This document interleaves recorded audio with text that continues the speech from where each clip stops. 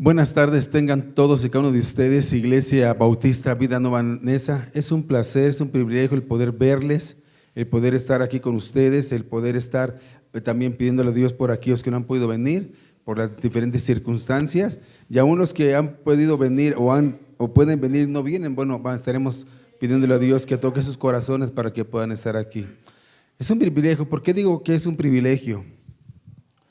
Porque la congregación, la iglesia, es el instrumento que Dios usa para manifestar la gloria de Dios. Somos unas Biblias abiertas delante del mundo, afuera con los vecinos y en todos lados. Entonces es importante, y doy gracias a Dios por los que estamos aquí, y pediré que Dios nos siga sustentando y sosteniendo en medio de todas las cosas que nosotros pasamos.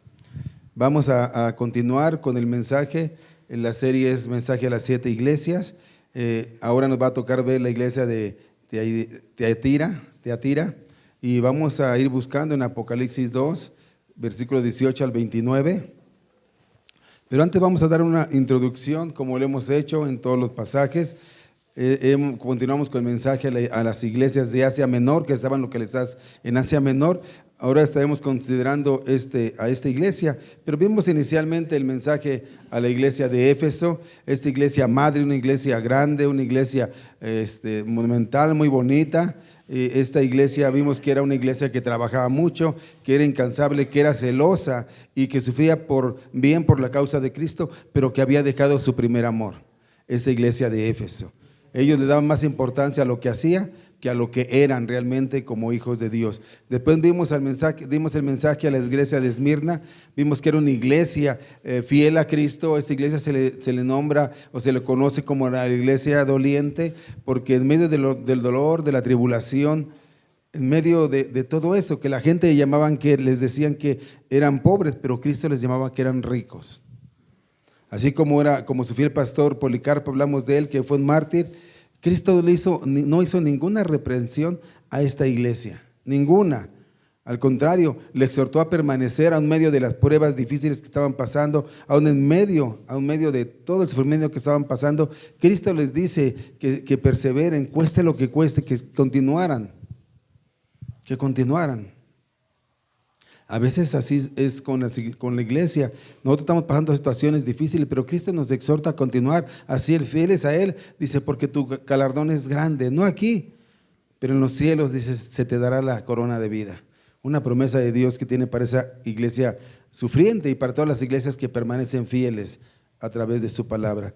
Después vimos a la iglesia de Pérgamo, una iglesia que guardaba fielmente el nombre de Jesús, aún ante la persecución externa. Vimos que los judíos que no habían creído en el Mesías los estaban persiguiendo, que el pueblo romano los perseguía, había mucha presión, mucha opresión, y que les querían obligar a que doblaran las rodillas delante de la estatua del emperador, a quemar incienso. Pero muchos no quisieron, pero un grupito pequeño se doblegó y permitió que Satanás entrara a sus vidas, permitiendo que entre ellos las doctrinas de los balamitas y los nicolaitas. ¿Y qué es esto? Doctrinas paganas y doctrinas inmorales sexualmente, y permitieron que falsos maestros también les estuvieran hablando. Y esta iglesia también no hizo caso de la llamada de Cristo, y fue una iglesia que pereció. Hasta ahorita la única iglesia que permanece aún, no en ruinas, sino reconstruida, es la iglesia de Esmirna, allá está en Turquía. Y esas tres iglesias nos dan mucha información para el creyente, para el cristiano, para la iglesia de hoy. Tomar mi vida únicamente como participar en un servicio dominical no es lo que Cristo espera de un creyente, sino lo que Cristo espera de un creyente es que ame a Cristo, ame a su iglesia, ame su servicio, y que sea constante en esa fe que Cristo nos llama a que tengamos, ¿sí? Y así como esas iglesias estaban pasando tiempos muy difíciles, así también nosotros estamos pasando tiempos muy difíciles en todos los sentidos, y yo creo que eso no hay que mencionarlo porque lo sabemos de antemano. Y vamos a dar un contexto de quién es esta iglesia, porque es muy determinante el contexto que vamos a ver para lo que vamos a estar estudiando. Vamos a ver el contexto de esta iglesia. ¿Quién fue el autor de esta carta a esta iglesia? Y vemos que el autor es Dios.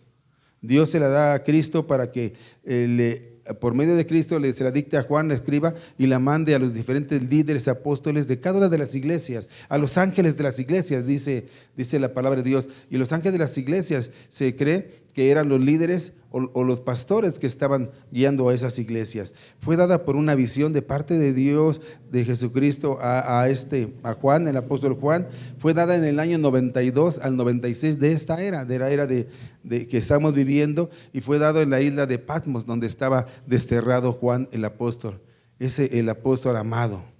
Ese era Juan, ¿sí? La ubicación está a 64 kilómetros al sureste de Pérgamo, de la iglesia de Pérgamo, y está en Turquía. Estaba en Turquía, lo que es ahora Turquía. Ahí estaban las iglesias de Asia Menor. Se componían por 7 iglesias principales, pero había muchas iglesias más en Turquía, ¿sí?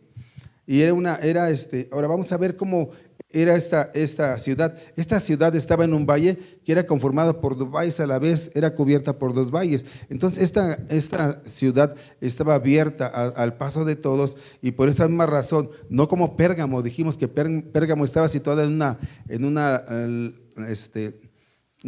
¿cómo decirles? Una cima. Entonces era fácil la protección. Ella estaba en la planicie y constantemente era atacada, destruida y reedificada. Era muy fácil acceder a esa ciudad y constantemente estaba siendo atacada. Aunque era una ciudad pequeña, era una ciudad comercial, ¿sí? Comercial, pues estaba ubicada en la ruta, ¿sí?, comercial de Pérgamo con Sardis. Vamos a hablar más adelante de Sardis, y seguía hasta Filadelfia y la Odisea, las otras iglesias que nos faltan, y se conectaba con Esmirna. O sea, tenía muchas ramas, y de modo que su cercanía a sus rutas comerciales eran importantes, donde se fomentó el crecimiento de esta ciudad. O sea, económicamente estaban bien, y se hizo famosa por sus gremios y sus sindicatos de tejedores y tintoreras. Y subraye, se hizo famosa por estos gremios y sindicatos. Es muy importante esto que le estoy diciendo para el contexto que vamos a entrar a estudiar, ¿sí? También se hizo famosa por sus productos de cuero y por ser un centro de objetos de metal, como de bronce, de metal de bronce. De ahí, de esa iglesia, ¿sí?, de ahí era Lidia, la vendedora de púrpura mencionada en Hechos 16:4. De ahí era Lidia la que mencionan, ¿sí? Era famoso por eso. Pero a diferencia de Pérgamo, Esmirna, Tiatira no era un centro religioso como tal grande, importante, pero a pesar de eso era politeísta. ¿Qué es esto? Que creía en muchos dioses, en muchas cosas. Sus dioses principales eran Apolos y Artemisa. Esas eran las principales divinidades que ellos creían. Lo interesante de Tiatira es que su economía era controlada. Toda la economía era controlada por los gremios y por los sindicatos. En otras palabras, ¿y por qué es importante esto que le estoy mencionando? Porque cualquiera que quisiera levantar un negocio, ¿sí?, un taller, tenía que pertenecer a un gremio o a un sindicato. Tenían que pertenecer. Pero ¿qué pasaba con esos gremios y con esos sindicatos? Que los que dirigían estos gremios y estos sindicatos eran unos paganos inmorales. Paganos son aquellos que creen en muchos dioses, pero no tienen una religión, y que hacen lo que quieren de su vida. Eran paganos inmorales. Ellos adoraban al dios Apolo y a la diosa Artemisa. Ellos le rendían cultos y escúcheme bien, tenían fiestas patronales, como ahora mucha gente tiene sus fiestas patronales, y ahí ellos les daban holocausto o hacían comida para esos dioses y sacrificaban para esos dioses, y esa comida, ¿sí?, se las daban a estas personas que estaban ahí. ¿Qué es esto? Que si alguien quería pertenecer a ese sindicato o a estos gremios, tenía que participar de las actividades del sindicato y del gremio. ¿Qué tiene que ver con eso? Que aquellos que no participaban del gremio o con el sindicato perdían sus empleos, perdían su entrada económica, y por tanto eran candidatos a la pobreza. Nadie que quisiera comerciar ahí, si no pertenecía al gremio o a un sindicato, un gremio, un sindicato, podría levantar no los dejaban. Ese era lo más tremendo ahí. Era una ciudad pagana, rendía culto a Apolo, a la diosa Artemisa, En su moneda estaba la cara de la diosa Artemisa. Era una ciudad idólatra. Aquí le agregamos más, supersticiosa. Practicaban el ocultismo. Pero ahí, dentro de toda esa generalidad de cosas, Dios levantó una iglesia, la iglesia de Tiatira. Era una iglesia vibrante que se distinguía por ser una iglesia sumamente amorosa, sumamente servicial. Ahorita lo vamos a ver. A los que estaban cerca de esa ciudad, se les hacía de esa iglesia se les hacía atractiva porque ellos ponían, no solamente decían que tenían amor por los demás, sino ponían ese amor en práctica. Era una iglesia servicial, suplían las necesidades de los otros hermanos creyentes y siempre trataban de alcanzar a los que no creían. Era una iglesia sumamente atractiva. Pero vamos a ver cómo, al igual que las otras iglesias, Cristo tiene algo que decirles. Cristo tiene algo que decirles. Igualmente vamos a usar el bosquejo que hemos usado para las demás iglesias.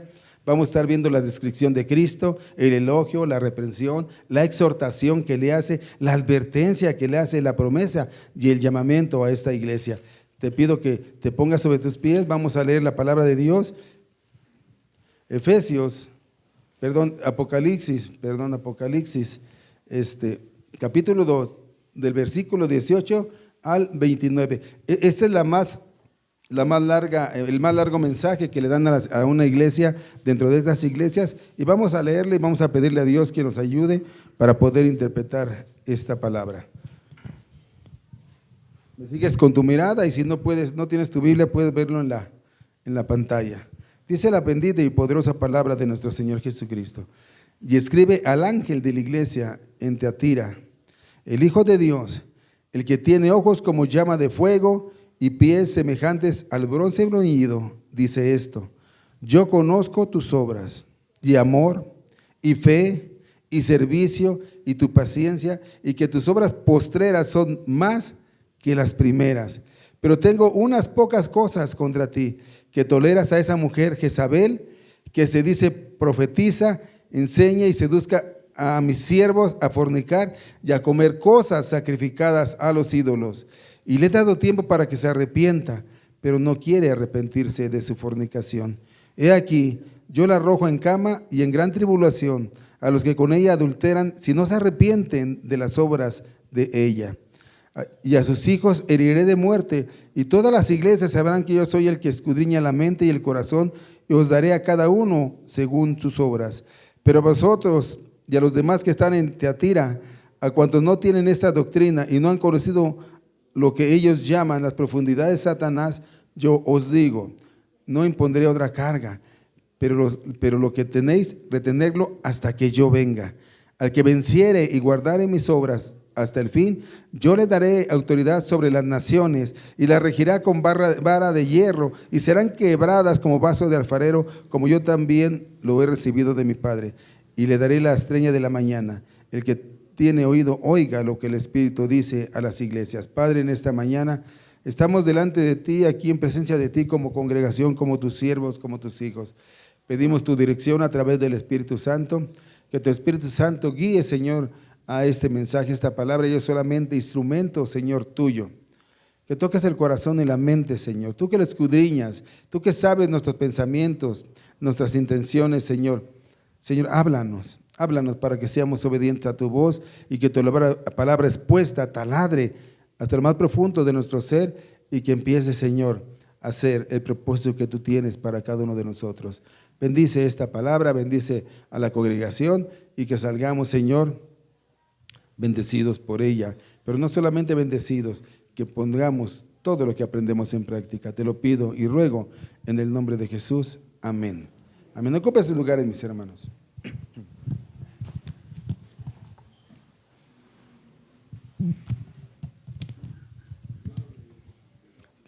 Cristo empieza con una descripción. Dice en el versículo 18: y escribe al ángel de la iglesia, dijimos al pastor, al líder en Tiatira, el Hijo de Dios. Fíjate cómo se está nombrando el Hijo de Dios, que tiene ojos como llama de fuego y pies semejante al bronce brunillo. Dice esto: aquí por primera vez Cristo se presenta como el Hijo de Dios. Está mostrando la deidad, quién es Él, la divinidad de Cristo. Él está diciendo: yo soy el Hijo de Dios y heredero de Dios. Él es Dios. Usa ese título en el cual muchas personas tropiezan, porque se presenta como Dios creador, sustentador y gobernador de toda persona en todo tiempo y en todo lugar. Y dice él, se presenta como el Hijo de Dios porque Él es el Hijo de Dios, el que tiene ojos como de llama de fuego y pies semejante al bronce bruñido. Ese bronce bruñido, ¿qué quiere decir? Bronce, el bruñido quiere decir un pulido, un brilloso, algo que se le hace al bronce. Ahí trabajaban mucho el bronce y con el bronce hacían figuras que adornaban muchas cosas, muchos lugares. Y es lo que hacían ahí con el bronce, y también armas hacían con el hierro. Él está diciendo, ¿qué está diciendo ahí? Él está diciendo: yo soy Dios, yo soy la autoridad y todos me van a rendir cuentas a mí. Yo soy quien juzga, yo soy quien sabe lo que tú hiciste ayer, lo que estás haciendo ahora y lo que vas a hacer mañana. Yo no puedo ser burlado, dice el Señor.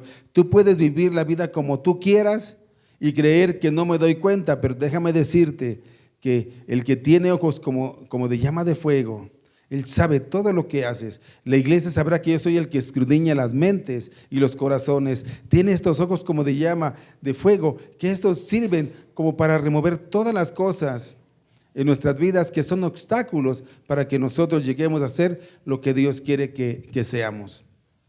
El Señor conoce no solamente lo que hacemos, sino todo lo que pensamos, bueno o malo. Él nos conoce, Él sabe lo que pensamos ayer, lo que estamos pensando ahorita, lo que vamos a pensar mañana y después. Él lo sabe. Y yo digo una cosa: ¿cómo no temblar ante una mirada penetrante que lo distingue todo? Imagínate que alguien pudiera verte y desnudarte como eres. Wow, yo creo que muchos de nosotros nos daría pena, ¿no? Tú dices que eres hijo de Dios y no te mueves como un hijo de Dios, no vives como un hijo de Dios. Podemos engañar a mucha gente. Yo le exhortaba a una hermana y en esta semana que pasó, le digo: hermana, tú estás en esa iglesia, sí. Y yo te pido que estés orando por algunas de tus hermanas, porque no le dije nombre ni nada, no señalé, porque no dan testimonio de quién ve sus corazones. Había dos hermanas que estaban fumando en un grupito, fumando un cigarro, y yo pasé y las saludé y como que quisieron esconderse, pero pues no es así.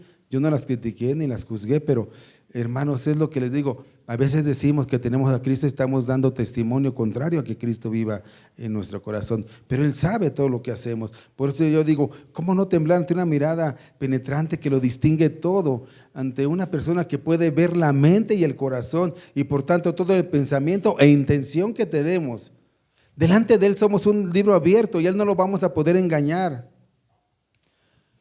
Es precisamente esta mirada flamante que va a utilizar para juzgarnos con justicia. Qué tremendo sería, ¿no?, que se parara alguien delante de nosotros y dijera: ¿sabes qué, hermano? Tenemos que cambiar. Tú haces esto y esto. ¿Cómo nos sentiríamos? Desnudados. Pero es Dios el que nos desnuda, es Dios el que dice: yo sé lo que ustedes han hecho, están haciendo y van a hacer, y sé lo que piensan. Lo que pensaron ayer, piensan ahorita y piensan mañana. Y no solamente lo que piensan, la intención de los corazones. La intención. Mucha gente puede estar en las iglesias cristianas. ¿Es bueno? Sí, sí es bueno. Pero realmente, ¿cuál es la intención de estar en una iglesia cristiana? ¿Cuál es la intención de estar en esa iglesia? No todos están por una buena intención. Hay quienes están porque quieren encontrar una novia. Dios pasa a segundo término. Hay quienes están porque son obligados. hay quienes están porque les conviene. Tenemos que saber que la intención por la que estamos aquí, si no es la correcta, si no es la intención correcta, tenemos que pedirle perdón a Dios y tenemos que pedirle que nos dé dirección para que nosotros podamos realmente saber cuál es la intención, ¿sí?, de Dios en nuestras vidas y ponerle a Dios la intención que tenemos de nuestro corazón. Dice así: yo tengo los pies semejante al bronce bruñido. En otras palabras, yo tengo la autoridad de poner a mis enemigos debajo de mis pies. Para las personas de Teatira, esta imagen debió haber sido muy clara, ya que ellos conocían bien el bronce. Tanto el bronce como el hierro que ellos trabajaban eran dos metales que representaban el poder y la fuerza militar. Pero ya desde el Antiguo Testamento se había profetizado que el Cristo, el ungido, aplastaría bajo sus pies aquellas naciones y pueblos que no quieren someterse a su señorío de Cristo. Y lo podemos ver lo vimos y lo leímos en la lectura bíblica que vimos ahora, ahí en Salmo 2:9. También el bronce era utilizado ahí para decorar muchas cosas. Hacían cosas hermosas para decorar, lo hacían. Y nosotros somos llamados a hacer la obra, esa obra de arte de Cristo. Él obra en nuestras vidas para que podamos manifestar la belleza, los atributos, el carácter de Dios, para que puedan ver nuestra vida y lo que Dios ha hecho en nosotros y que puedan alabarle por lo que Dios hace en las vidas, en nuestras vidas, porque somos la obra de Dios, somos la obra que está en sus manos. Dios trabaja con nosotros. Yo decía hace apenas unas semanas, muchas veces nos dolemos de las circunstancias que estamos pasando, nos dolemos de todo, pero el Señor nos dice, permanece, prevalece. ¿Por qué? Porque a través de eso Él nos está capacitando, Él nos está dando fuerzas, animando para que nosotros en un momento dado tengamos armas para enfrentar lo que viene. Hagamos su voluntad. Él nos capacita para enfrentar lo que viene, lo que nos va a dar también. Él está diciendo, yo tengo autoridad sobre mi iglesia, sobre mi iglesia. La iglesia no es de nadie, solamente de Dios. Yo no puedo ser burlado. Dice, yo pasaré juicio. Y dice algo, luego viene y dice algo en el versículo 19, yo conozco tus obras, yo sé lo que tú haces. Hermanos, si alguno de nosotros no hacemos cosas buenas, no crea, podemos engañar al esposo, a la esposa, a los hijos, pero a quien no podemos engañar es a Dios. Dios sabe lo que hacemos. Pero dice aquí, yo conozco tus obras, pero aquí fíjense lo que Él dice, tus obras y qué, y amor. Conozco tus obras, amor, fe, servicio, paciencia, y que tus obras posteras son más que las primeras. Esta iglesia era una iglesia elogiada por su amor y servicio. Por su amor y servicio. Esta era la primera iglesia hasta ahora en ser elogiada por su amor. Y unimos estas dos virtudes, hermano, porque los que aman expresan su amor ayudando y sirviendo al otro. Y esto debe de ser elogiable. Tenemos que ser una iglesia que ama y que sirve. ¿Cuántos de nosotros amamos a la iglesia? ¿Cuántos de nosotros amamos a nuestros hermanos? ¿Cuántos de nosotros servimos a nuestros hermanos? Cuando hablamos de amor, cuando hablamos de servir, hablamos de una condición, de ser humildes, de ser humildes. Era una iglesia que era humilde. Parte de ser cristiano es vivir de esa forma, conforme a la palabra y el poder del Espíritu Santo, que da como resultado amor. Ellos servían, ellos se entregaban. Pero mi hermano, nosotros parece que alguien nos dice algo y nos echara pica. No nos aguantamos unos a otros. ¿Por qué no nos aguantamos? Pero es que yo tengo la razón, él no. Pues mayormente, si tú tienes la razón, debes de ser humilde, debes de mostrar paciencia, amor, servicio. Tenemos que ser humildes. Tenemos que mostrar amor, tenemos que ayudar a los demás.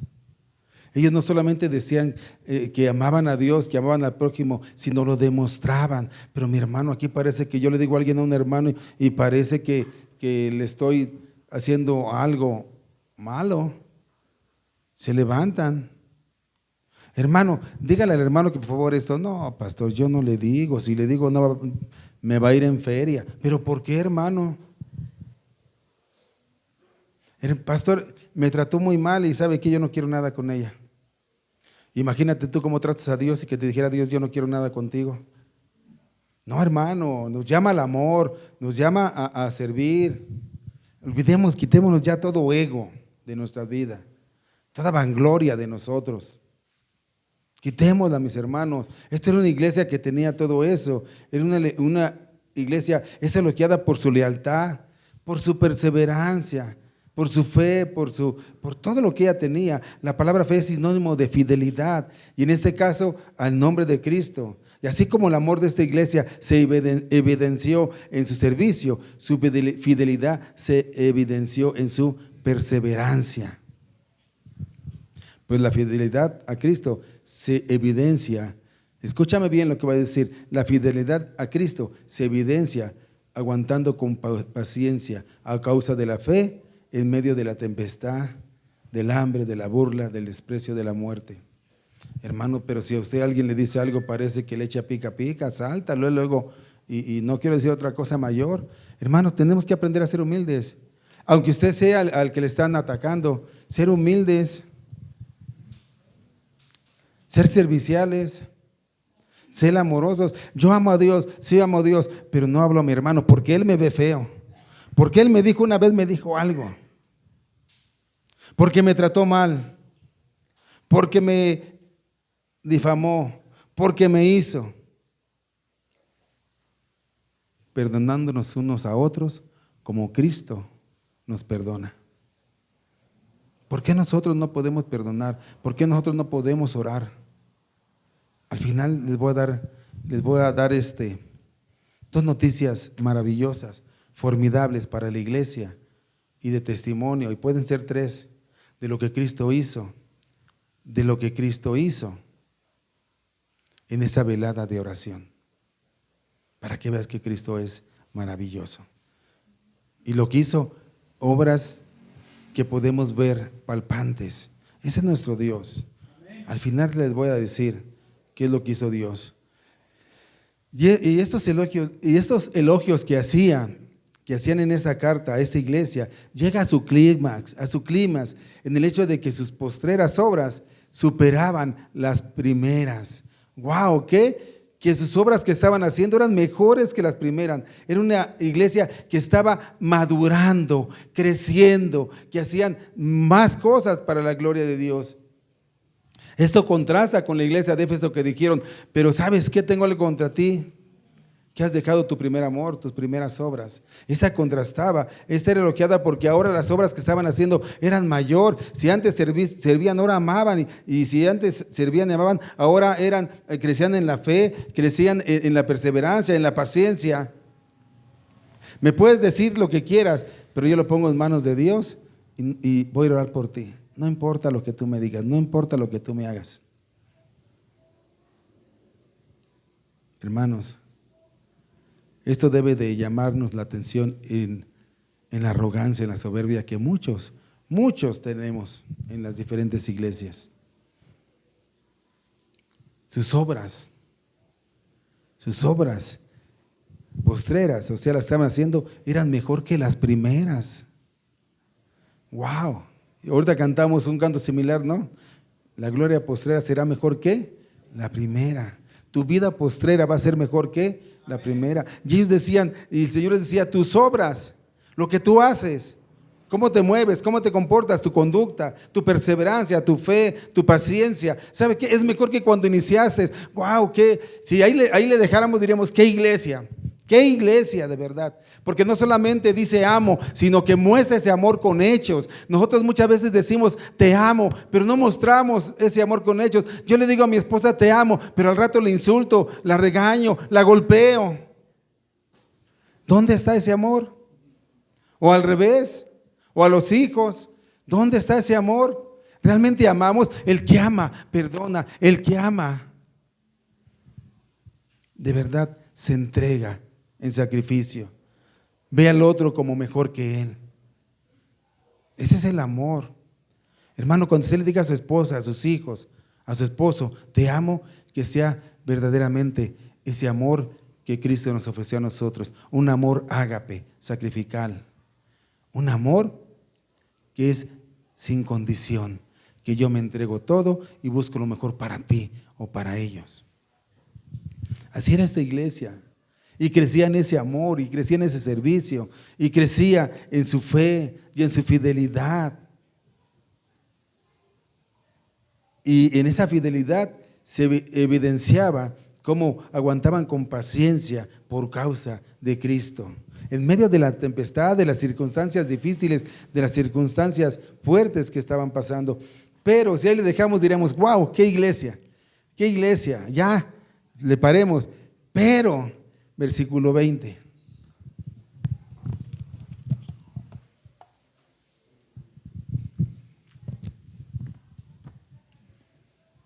Pero tengo unas pocas cosas contra ti. No muchas, unas pocas, pero un poco de levadura, ¿qué pasa? Leuda todo el pan, ¿sí? Toda la masa. Dice, pero tengo unas pocas cosas contra ti. ¿Qué tenía? ¿Qué tenía contra ti? ¿Contra quién? ¿Quién era contra ti? Pero tengo muy pocas cosas contra ti. Contra la iglesia. Que toleras a esa mujer Jezabel, que se dice profetiza, enseñe y seduzca a mis siervos a fornicar y a comer cosas sacrificadas a los ídolos. Wow, había un problema ahí, y un problema fuerte y grave en esa iglesia, a pesar de cómo eran, a pesar de que son elogiadas porque ellos hacían obras mejores que las primeras. Cristo les dice, tengo algo contra ti. ¿Cuál era el problema? El primer problema es que había una mujer que se dice profetiza, enseñando en la iglesia de Cristo. Y la segunda cosa que Jesús dice es que hay un problema, es que esta mujer seduce a sus siervos a que cometan actos inmorales y coman cosas sacrificadas a los ídolos. ¿Quién era Jezabel? ¿Quién era esta mujer? Su nombre pudo haber sido Jezabel o pudo haber sido otro, o tal vez Jesús está empleando este nombre de Jezabel para simbolizar el tipo de error que ella estaba fomentando. Y Jezabel era un simbolismo, era una reina, ¿sí?, pagana de Israel, que fue considerada como la mujer más diabólica, más ruin que había existido en todos los tiempos. Lo puede leer en el primer libro de Reyes, en la primera, capítulo 16, versículo 30, ahí lo puede leer. ¿Y cuál era el problema de esta mujer? Que era una mujer que se autonombró profeta, muy similar a lo que está pasando ahora. Yo luego me causa de verdad risa, porque la otra vez escuché, venga a ver al profeta, venga a ver al sanador, pague su cuota y entre y váyase con su milagro. Wow. Yo dije, de verdad que a la fecha se sigue engañando a la iglesia. Muy similar, se autonombró profeta, muy similar, yo digo, a lo de hoy en día. Decía que recibía oráculos. O sea, ¿qué es esto? Que ella era la intermedia para hablar con esos dioses paganos y que le revelaban palabras y que tenía el rema de Dios. Una vez un pastor me dijo, tú no tienes el rema de Dios, te hace falta el rema de Dios, échale caché, pídele, vente conmigo para que aprendas. En serio me lo dijo así. ¿Saben qué es a qué le nombran el rema de Dios? A que Dios tiene una palabra nueva para ellos, para el pueblo. El Señor me dijo, voy a hablar con verdad, el Señor me dijo que tienes que darme a tu hija menor en matrimonio. Porque eso es lo que el Señor me dijo. Me dio el rema de lo que va a pasar, y tu hija tiene que estar conmigo en matrimonio. Una niña menor de edad, él de mi edad. Así de fácil, de sencillo. El Señor me dijo, el Señor quiere, el Señor te enseña. No, el Señor ya dijo, el Señor ya habló. ¿Quieres que te hable Dios? Lee la palabra. ¿Quieres que te hable en voz audible? Léela en voz alta. Dios ya dijo, Dios ya habló. Dios ya habló. Dios ya había hablado por su palabra. Enseñaba en la iglesia, en la reunión dominical, ella se paraba enfrente, enseñaba, tomaba el liderato y el pastor se lo permitía. Se lo permitía. Como ahora muchos pastores permiten muchas cosas similares. Viene una mujer famosa en el mundo secular y le permiten que pase a enseñar a los hombres. Lo más triste y el señalamiento más grande que le hace Cristo a la iglesia sobre esta mujer, y ahora yo quiero que entienda el punto del gremio, yo le quiero importante el gremio y el sindicato, es que ella engañaba a los hijos de Dios, a los creyentes. ¿A quiénes? A los hijos de Dios, a los creyentes. No estoy hablando de los incrédulos, a los creyentes. ¿A cuáles creyentes? A los que tenían negocios, a los que hacían comercio. Ella los había convencido con su palabra, en decirles una palabra profética, el rema, que no había problemas, que ella tenía revelación y que ellos podían venir y participar de esos cultos a sus ídolos. ¿Sabes qué? No hay problema, tú ven, participa, vamos a hacer sacrificio, podemos comer de los sacrificados a ídolos y ¿sabes qué? Tú participa de todo. Si tú eres casado, puedes tener relaciones con cualquier mujer. Y si eres soltero, llamas a Dios, tú puedes perderte en la promiscuidad sexual, no hay problema, porque Dios entiende, Dios te va a perdonar, porque ese es tu trabajo, porque si no, no permaneces con tu trabajo, tú tienes que proveer para los tuyos, y así es, qué hermoso, ¿no? Qué hermoso que todos puedan hacer lo que quieran. Eso es lo que inducía a esta mujer al pueblo, es lo que estaba haciendo. Ellos decían, trabajo es trabajo, y como dicen algunos por ahí, ¿sabes qué? Yo creo que Jesús entiende. Yo creo que Jesús nos permite esto. Él sabe, Él entiende, Él lo permite, porque si no soy en el gremio, voy a pasar a ser pobre. Si no soy en el gremio, ¿sabes qué? Nadie me va a hacer caso. Entonces yo necesito estar en ese gremio. Dios sabe que no lo hago porque yo quiero ofenderlo. Dios sabe que lo tengo que hacer porque soy tal vez obligado a hacerlo, pero participo de todo eso. Pero la profetisa dice que no hay problema, que Dios sabe, que Dios entiende, que podemos participar del pecado, en otras palabras, y que no hay ningún problema. Si hubiera sido así, Cristo no hubiera dicho nada, se hubiera quedado callado. Pero Cristo dice que tenía algo, no contra Jezabel, contra la iglesia que había tolerado y había permitido esto. Tenemos que ser muy cuidadosos, hermano. Yo les he dicho, cuando yo hable la palabra, usted abra la Biblia y escudriñe. Yo me puedo equivocar, mayormente cuando viene alguien de esos que les nombran famosísimos, que son del mundo.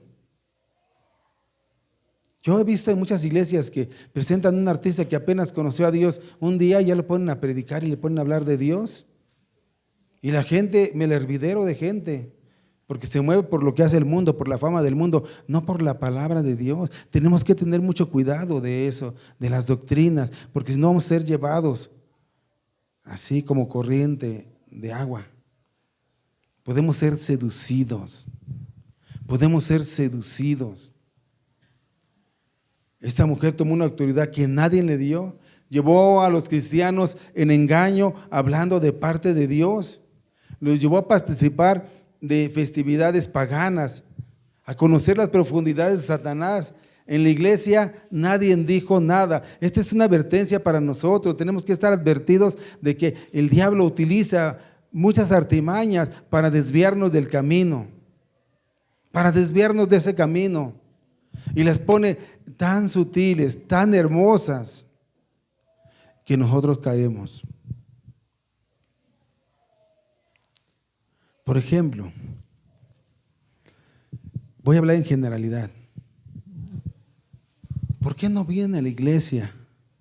Es que Dios me ha bendecido y sabe que el domingo tengo que trabajar.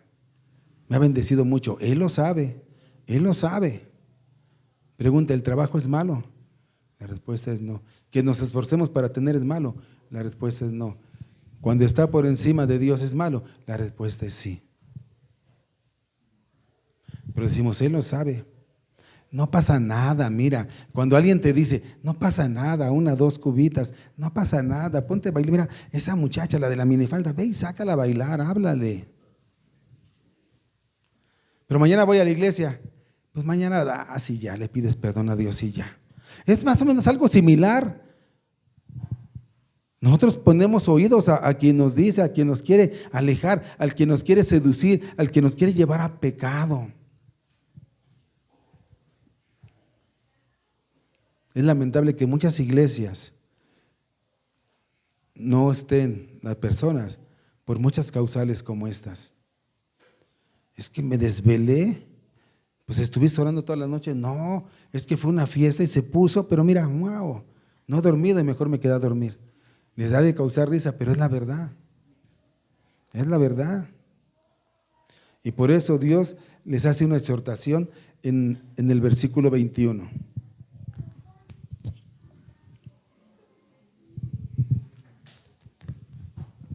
Fíjate lo hermoso que es nuestro Dios, lo maravilloso, su amor. Dice, le he dado tiempo para que se arrepienta, pero no quiere arrepentirse de su fornicación. Le he dado tiempo. Wow, wow. El rechazar la paciencia, la benignidad de Dios, no arrepentirse, trae sus consecuencias. Y estas consecuencias es la muerte espiritual. El Señor, ¿qué amor nos muestra? Nos da tiempo para arrepentirnos. Nos habla de su compasión divina. Dios es lento para la ira, hermano.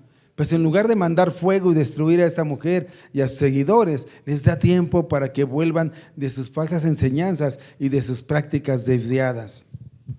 Y quiero que escuches esto, porque esto es muy importante. Siempre Dios al no creyente y al creyente le da una oportunidad para el arrepentimiento. Siempre Dios, lo vuelvo a repetir, al creyente y al no creyente, antes de pasar disciplina o juicio, les advierte, como nos está advirtiendo ahorita a nosotros, nos advierte y nos da una oportunidad. ¿Para qué? Para el arrepentimiento. ¿Y qué es el arrepentimiento? El arrepentimiento es que yo estoy aquí, el pecado está aquí, yo le doy la espalda al pecado y camino en otra dirección y no lo vuelvo a hacer. Eso diríamos que es el arrepentimiento, ¿sí? Pero yo te voy a decir otra cosa más allá del arrepentimiento. El arrepentimiento es cuando nosotros decimos, sí, sí Señor, nos sometemos a la obra y planes que tú tienes para nuestra vida. Ese es el arrepentimiento. Me someto a tu voluntad, a tu obediencia. Me someto, no a lo que pienso, no a lo que quiero, no a lo que sé, sino a tu voluntad y a tu palabra. Es el verdadero arrepentimiento. Y la rebeldía es lo contrario, es la falta de arrepentimiento. Es la persona que dice, no quiero tus planes, no quiero tus propósitos, no quiero obedecer, no quiero hacerlo. ¿Pero por qué? Porque no quiero hacerlo. Esos son los que no se arrepentían. Esos son los que se aferran a lo que ellos piensan, creen y saben. El Señor dice, espérame, te doy tiempo para que te arrepientas, pero no te quieres arrepentir. No estés en rebeldía, sino, ¿sabes qué? Sométete a la obra y a los planes de Dios en tu vida. Sé obediente. A lo mejor no lo entiendes ahorita, pero el día de mañana lo entenderás. La persona que ama a Dios, que busca a Dios, no puede decirle, no quiero tus planes, no quiero tus propósitos, no quiero obedecerte. Pero lamentablemente en las iglesias hay muchas personas que no queremos que Dios se meta en nuestras vidas, que no queremos que Dios gobierne nuestras vidas. Queremos vivir como hemos vivido, hacer lo que hemos hecho, pensar como hemos pensado. No, espérate, Señor, espérate. Y a veces decimos, yo voy a obedecer, pero nada más déjame terminar de hacer mis planes, mis estudios, mis negocios, mi vida, casarme. Déjame y después te sigo. Y dice el Señor, no es así.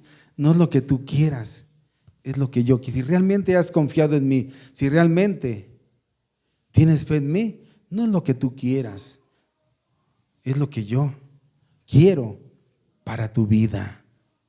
Y son las mejores manos donde podemos depositar nuestra vida para que Él nos guíe, para que Él nos lleve, para que Él haga su obra, sus planes en nuestras vidas. La rebeldía es decir, no quiero. Hermano, pero no quiero. Hermano, pero mire, no quiero. Hermano, no. Bueno, hermano, ¿qué le puedo decir? El Señor nos está hablando en esta tarde y nos dice, les he dado tiempo para que se arrepientan. Muestra su amor, su paciencia. Pero una cosa sí pasó. La mujer profetiza, que se decía profetiza, que no era profetiza, no escuchó, y como no escuchó, Cristo dice que vendría un juicio sobre ella. Versículo 22 y 23.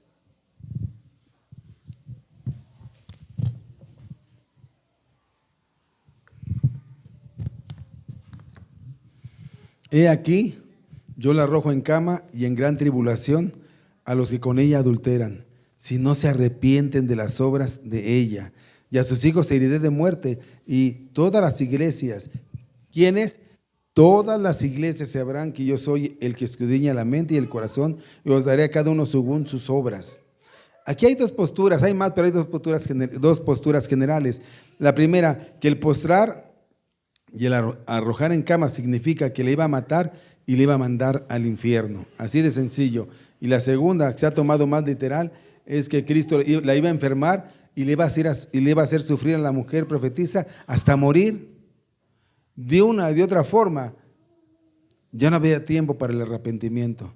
Y se le había dado, pero como no se arrepintió, que vino juicio. Y déjame decirle que vino juicio sobre ella y sobre esa iglesia. Esa iglesia hasta el día de hoy no existe.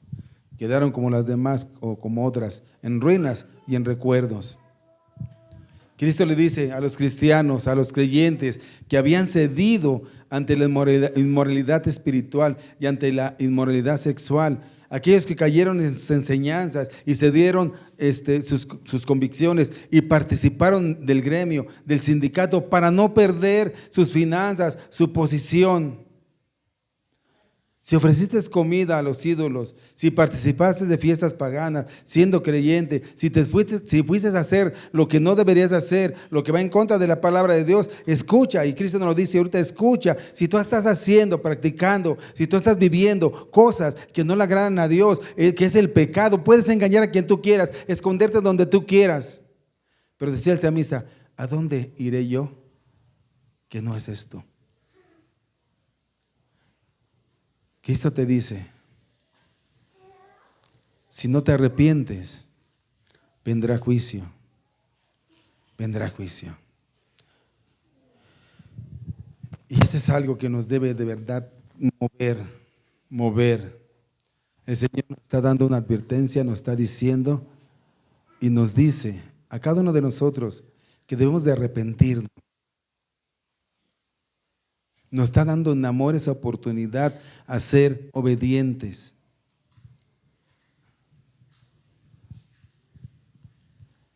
Muchos de nosotros, por no perder la posición, por no perder las finanzas, por no perder alguna cosa secular,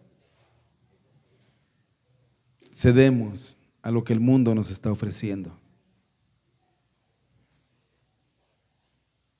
Una vez a un hermano no tenía trabajo, encontró un muy buen trabajo y le dijeron, está bien, tienes que venir a trabajar, se te va a pagar muy bien, solamente que te vamos a dar un día de descanso. Y el hermano bien contento dijo, sí, el día domingo. Y le dijeron, no, un día entre semana. ¿Por qué quieres? ¿Por qué? Es que yo necesito el día domingo. ¿Pero por qué lo necesitas? Es que yo soy cristiano y quiero alabar a Dios. ¿Tienes necesidad? Sí. ¿Tienes deudas? Sí. ¿Quieres el trabajo? Sí. ¿Está bien pagado? Sí. Entonces, vente a trabajar y descansa días de la semana. ¿Cuál es tu respuesta? Mi respuesta es no. Es no. No lo acepto. ¿A quién estaba honrando? A Dios. Porque Él estaba el domingo para estar sirviendo al Señor. Pero muchos de nosotros, por no perder nuestras finanzas, nuestra posición, nuestro nivel de estudios, por no perder, hacemos a un lado a Dios. Por lo que ofrece el mundo, por lo que ofrece Jezabel, nos alejamos de Dios. Nos alejamos de Dios. Y si es así, Dios nos dice, ¿sabes qué? Si no se arrepienten, vendrá juicio. Compartirán el mismo destino que su madre espiritual, y esta es la muerte. Cristo dice que esto iba a servir, y escúchame bien porque lo dice en su palabra, lo leímos, de testimonio a las otras iglesias. Este va a servir de testimonio, que cada uno tendrá su pago conforme a las obras. Él juzgará cada aspecto del ser de una persona. Esto lo dice para testimonios a las demás iglesias, para testimonio a la iglesia Vida Nueva Neza. Escuchen esto, si no se arrepienten, vendrá juicio. Vendrá juicio. Y luego dice el 24 y 25, pero a vosotros, a los demás que están en Tiatira, a cuantos no tienen esa doctrina y no han conocido lo que ellos llaman las profundidades de Satanás, yo os digo, no impondré otra carga. Ya no les voy a poner otra carga, pero lo que tenéis, reténganlo hasta que yo venga. Aquellos que han permanecido fieles. Recordemos que este era un lugar que constantemente era asediado, había mucho peligro, eran oprimidos por los sindicatos, por los gremios. Era muy difícil de vivir en este lugar. Era un lugar difícil para muchas personas, y muchas personas de esta ciudad y de esta iglesia se fueron. Por eso le está hablando a las personas que estaban dispuestas a resistir. Aquellos que entienden que donde sea que yo esté, Dios tiene un propósito para mí. Si Dios no me hubiera traído a esta situación, si Dios no me hubiera permitido que esté aquí, a menos de que Él tenga un propósito para mí, para mi vida. Es por eso que si queremos nosotros crecer, madurar, si queremos convertirnos en la persona que Dios quiere que seamos, debemos de ser personas que no huyen de las circunstancias difíciles. Solamente cuando resistimos, hermanos, y vencemos, experimentando la victoria de Cristo en nuestra vida, es que veremos ese gran resultado, esos cambios que Él quiere hacer en nuestras vidas. Pero muchos de nosotros huimos cuando hay circunstancias difíciles. Y no solamente huimos, nos alejamos de Dios. Nos alejamos de Dios. Eso es lo más triste. Eso es lo que dice el Señor. Ustedes permanezcan, a los que están ahí, a los que no se han ido, aunque tengan situaciones difíciles. En muchas iglesias cristianas, y está pasando, se van porque pasan circunstancias difíciles. Aún se van por cualquier cosa, hermanos. Por cualquier cosa. Y el Señor le dice, no, ¿saben qué? Yo no les voy a imponer más carga. Detengan todo lo que tienen hasta cuando yo vengan. Les dice, no se han dejado seducir por esas falsas doctrinas y no han conocido las profundidades de Satanás.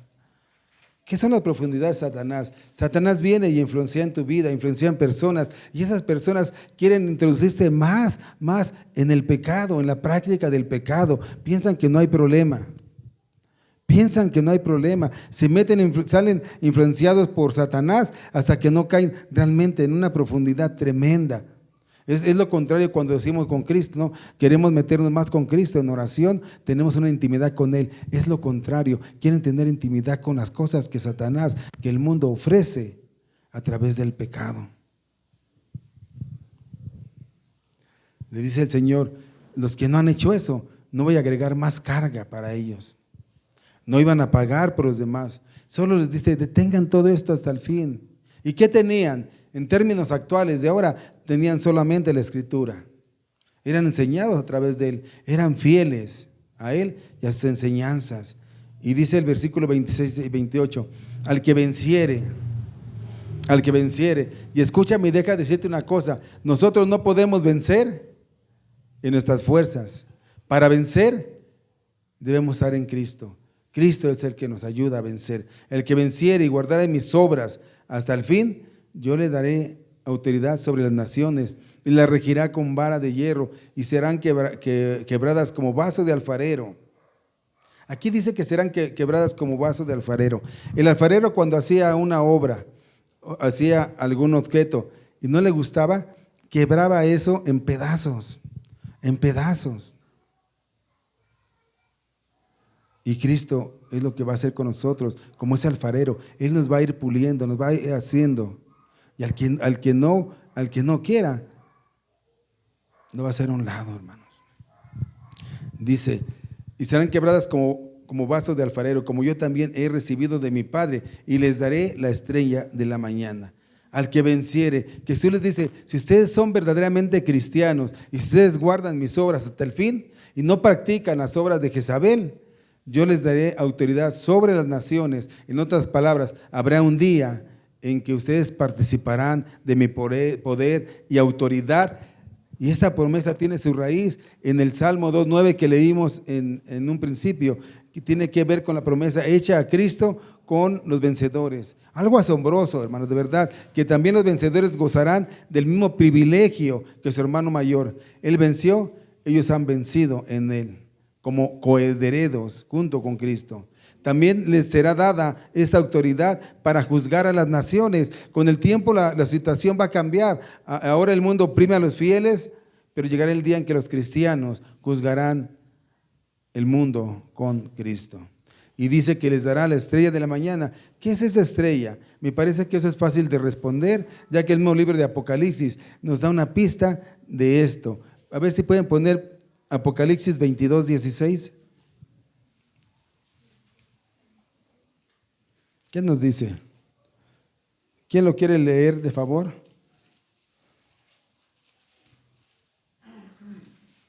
No todos, nada más uno, por favor. Yo Jesús he enviado mi ángel para daros testimonio de estas cosas en la iglesia. Yo soy la raíz y el linaje de David, la estrella resplandeciente de la mañana. ¿Quién es la estrella de la mañana? Jesucristo. Jesucristo. Jesucristo. Yo Jesús he enviado a mi ángel para dar testimonio de estas cosas en las iglesias. En las iglesias.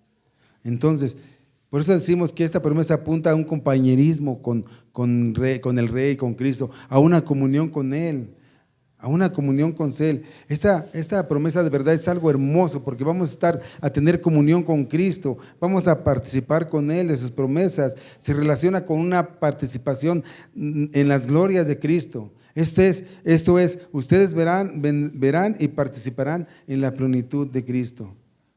Me conocerán por completo, dice el Señor. O sea, vamos a estar con Él, con Cristo, delante de Él, la estrella de la mañana, en intimidad. Wow, qué promesas de verdad. Que usted esté delante del Señor y te diga, ¿sabes qué? Buen siervo fiel, permaneciste, perseveraste, te arrepentiste de todo de aquello. Y ahora estás conmigo en comunión. Y ahora juntos vamos a juzgar a las naciones. Y luego termina diciendo 22-29, el que tenga oído, oiga lo que el Espíritu dice. ¿A quiénes? ¿A la iglesia de Thyatira? No, ¿verdad? El que tenga oído, ¿qué dice? Lo que el Espíritu dice, ¿a quiénes? A las iglesias. ¿Cuáles iglesias? Las iglesias de todos los tiempos. De todos los tiempos. Una vez más el Espíritu Santo llama la atención a todas las iglesias de Cristo para poner su atención en Cristo. Dice ahí, el que tenga oído, oiga lo que el Espíritu dice a las iglesias, oiga lo que el Espíritu dice a la iglesia Vida Nueva Neza. Sería necio de nuestra parte no prestar atención a este mensaje. A veces en las iglesias somos tolerantes muchas veces porque llegan hermanos que vienen del mundo y vienen de prácticas que no son, pero debemos ser tolerantes con ellos para mostrarles que el Señor va a cambiar sus vidas, que tenemos que tener un tipo de tolerancia en ese sentido, pero mostrándoles y pidiéndole a Dios que cambie su vida. Una iglesia debe ser tolerante siempre y cuando la tolerancia no vaya con el detrimento, o sea, con el daño moral, espiritual, en contra de algo o de alguien. Es lo que tenemos que hacer. Hermano, no nos dejemos engañar por alguien que quiere cambiar la palabra, endulzando nuestros oídos, sentidos. Mejor dejemos que la palabra nos cambie a nosotros. No permita que alguien venga y le endulce los oídos.